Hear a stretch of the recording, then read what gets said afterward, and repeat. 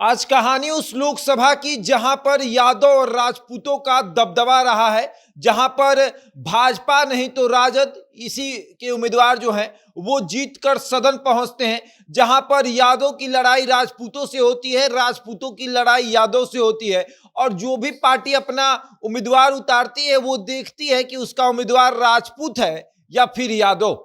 आज आपको लोकसभा की कहानी में हम सारण लोकसभा की कहानी आपको सुनाएंगे, सारण लोकसभा के बारे में बताएंगे कि वहां पर कौन कौन उम्मीदवार रहा है, थोड़ा सा इतिहास बताएंगे और उसके बाद आपको फिर बताएंगे कि वहां पर किससे किसकी लड़ाई होने वाली है और 2014 और 19 की कहानी आपको सुनाएंगे।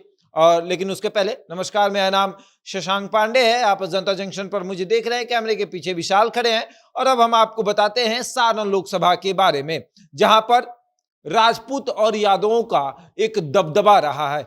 जो भी पार्टी अपना उम्मीदवार उतारती है वो देखती है कि उसका उम्मीदवार राजपूत है या फिर यादव, क्योंकि वहां पर यादव और राजपूतों की संख्या अच्छी खासी है और इसीलिए इसके उम्मीदवार जीत कर भी जाते हैं।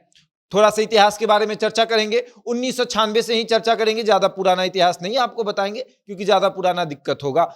1996 से ले चलते हैं। राजीव प्रताप रूढ़ी पहली बार वहां से सांसद बनते हैं बीजेपी के पार्टी से, और उसके बाद फिर 1998 में जो कि उपचुनाव होता है, केंद्र की सत्ता पलट जाती है और उस उपचुनाव में राजीव प्रताप रूढ़ी चुनाव हार जाते हैं और हीरा लाल राय जो है वो आरजेडी से सांसद बन जाते हैं 1998 में। फिर 1999 में चुनाव होता है और राजीव प्रताप रूढ़ी फिर जीत कर चले आते हैं और फिर 2004 में लालू प्रसाद यादव राजीव प्रताप रूढ़ी को चुनाव हरा देते हैं और फिर 2009 में लालू प्रसाद यादव ही रहते हैं और 2014 में जब लालू प्रसाद यादव वहां से चुनाव नहीं लड़ते हैं तब राजीव प्रताप रूढ़ी वहां से सांसद बन जाते हैं और 2019 में अभी वर्तमान में राजीव प्रताप रूढ़ी वहां के सांसद हैं।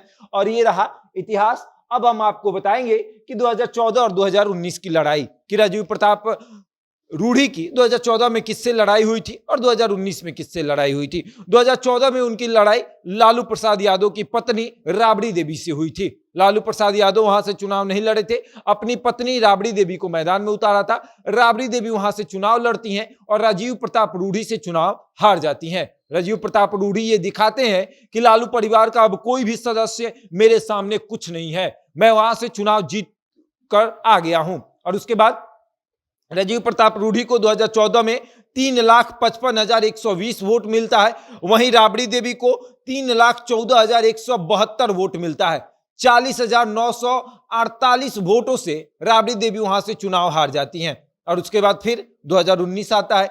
2019 में राजीव प्रताप रूढ़ी के सामने आरजेडी के उम्मीदवार चंद्रिका राय को 2019 में उतारा जाता है और उसके बाद 2019 में राजीव प्रताप रूढ़ी को 4,99,342 वोट मिलता है और चंद्रिका राय को 3,60,913 वोट मिलता है, यानी कि 1,38,615 वोटों से चंद्रिका राय चुनाव हार जाते हैं और उसके बाद राजीव प्रताप रूढ़ी फिर से सदन पहुंच जाते हैं। और अब राजीव प्रताप रूढ़ी के बारे में तो हो गया, अब हम आपको बताते हैं कि अब लड़ाई किस किस में होने वाली है। 2024 आने वाला है और 2024 में राजीव प्रताप रूढ़ी पर भाजपा फिर से विश्वास जताएगी या नहीं, ये भी हम आपको बताएंगे। जिस भाजपा को लगातार राजीव प्रताप रूढ़ी सारण लोकसभा दिलाते रहे, वो भाजपा अब राजीव प्रताप रूढ़ी से उब चुकी है, क्योंकि राजीव प्रताप रूढ़ी का भी स्वर ऊंचा होने लगा है। राजीव प्रताप रूढ़ी जो है वो अमित शाह और नरेंद्र मोदी से अपनी दूरियां बनाने लगे हैं और इन दूरियों की वजह से राजीव प्रताप रूढ़ी का टिकट जो है इस बार सारण लोकसभा से कटने वाला है। और अब राजीव प्रताप रूढ़ी तैयारी भी कर रहे हैं और अब मैदान में कौन कौन होगा, लड़ाई किस किस से होगी, ये हम आपको बताते हैं। राजीव प्रताप रूढ़ी तो मैदान में रहेंगे ही रहेंगे, चाहे पार्टी टिकट दे या ना दे, क्योंकि राजीव प्रताप रूढ़ी का कहना है कि हम सारण से चुनाव लड़ते रहेंगे, चाहे कोई भी रोकना चाहे, हम रुकने वाले नहीं हैं। अब लड़ाई में कौन कौन है, लड़ाई में इस बार लालू यादव अपने परिवार से किसी सदस्य को उतारेंगे, क्योंकि वो लालू परिवार का एक कहिए तो सुरक्षित सीट रहा है। यादवों का वहां पर गढ़ है, राजपूत नहीं तो यादवों का एक गढ़ है और लालू प्रसाद यादव सुरक्षित सीट से ही अपने परिवार को उतारते हैं। आप देख लीजिए तेजस्वी यादव को सुरक्षित सीट से चुनाव लड़ाया, तेज प्रताप यादव को सुरक्षित सीट से चुनाव लड़ाया, और इस बार वो चाहते हैं कि उनकी बहू यानी तेजस्वी यादव की जो पत्नी है राजश्री, वो मैदान में उतरे, लोकसभा का चुनाव लड़े। तो लालू यादव सुरक्षित सीट देख रहे हैं सारण लोकसभा।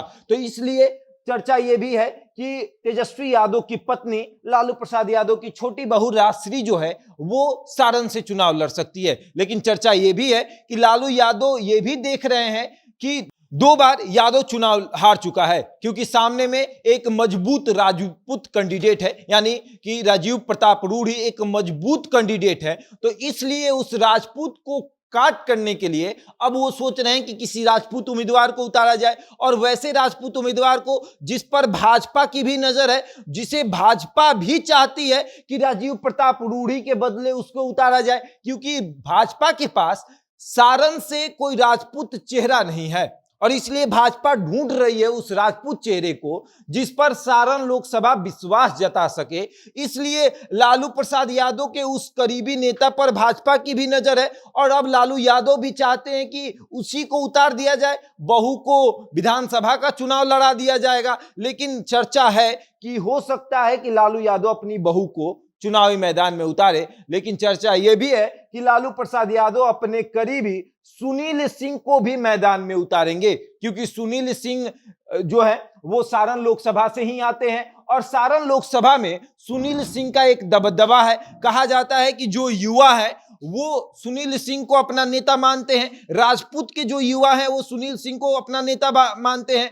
छपरा से लेकर सोनपुर का जो इलाका है, यहाँ के जो भी राजपूत हैं वो सुनील सिंह को नेता मानते हैं, क्योंकि इनके राजपूत के जो बच्चे हैं उनको सुनील सिंह ने नौकरी दिया है किसी न किसी माध्यम से, या प्राइवेट नौकरी हो या फिर सरकारी नौकरी में हेल्प करना हो, उसमें सुनील सिंह आगे रहे हैं। और युवा जो है, युवा के नजर में सुनील सिंह एक नेता है, और इसीलिए भाजपा की भी नजर सुनील सिंह पर है कि भैया सुनील सिंह का खूब चर्चा हो रहा है, क्योंकि भाजपा जब अपना कैंडिडेट उतारती है तो सर्वे कराती है, पार्टी स्तरीय सर्वे होता है, हर लोकसभा का सर्वे होता है, और उस लोकसभा में वो देखती है कि किस उम्मीदवार का बोलबाला है। अपने पार्टी के उम्मीदवार के साथ साथ दूसरे पार्टी के उम्मीदवार का भी बोलबाला चेक करती है, ताकि अगर उसका बोलबाला अधिक है तो उसी के पार्टी के उम्मीदवार को अपने पार्टी में शामिल कराकर उतार दिया जाए मैदान में, और फिर लड़ाई हो, और फिर हम जीत कर सदन पहुंच जाएंगे। और ऐसे भी नरेंद्र मोदी ने यह मंत्र दे ही दिया है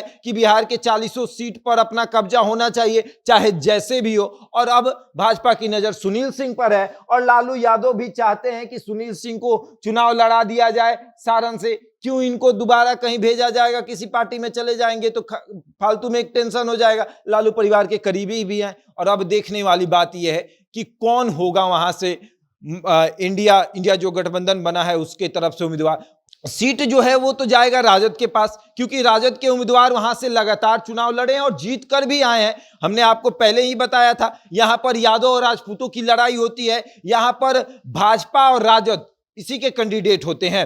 हर बार जब भी आप देखेंगे 1996 से लेकर अभी तक यहां पर भाजपा और राजद की ही लड़ाई हुई है, राजद जीता है या तो भाजपा जीता है, और इस बार भी वही होने वाली है, भाजपा और राजद की लड़ाई होने वाली है। और अब देखने वाली बात यह है, और एक और महत्वपूर्ण मुद्दा है कि भाजपा चाहती है कि अगर सुनील सिंह उसके उम्मीदवार नहीं बनते हैं तब महाराजगंज के सांसद जनार्दन सिंह सिग्रीवाल, वो भी राजपूत है, उनको सारण में शिफ्ट कर दिया जाए, क्योंकि छपरा विधानसभा से वो विधायक रह चुके हैं, और इसीलिए अब उन पर भी भाजपा की नजर है कि आपको महाराजगंज से छपरा में शिफ्ट किया जाए, और उसके बाद राजीव प्रताप रूढ़ी का टिकट काट दिया जाए। अब देखते हैं क्या होगा, लड़ाई बहुत दिलचस्प होने वाली है। यादव और राजपूतों की लड़ाई होगी, या फिर राजपूत की लड़ाई होगी, या फिर अब इस बार किसकी लड़ाई होगी, ये तो 2024 में पता चलेगा। बहरहाल इस खबर में इतना ही, बने रहे हमारे साथ और देखते रहें जनता जंक्शन।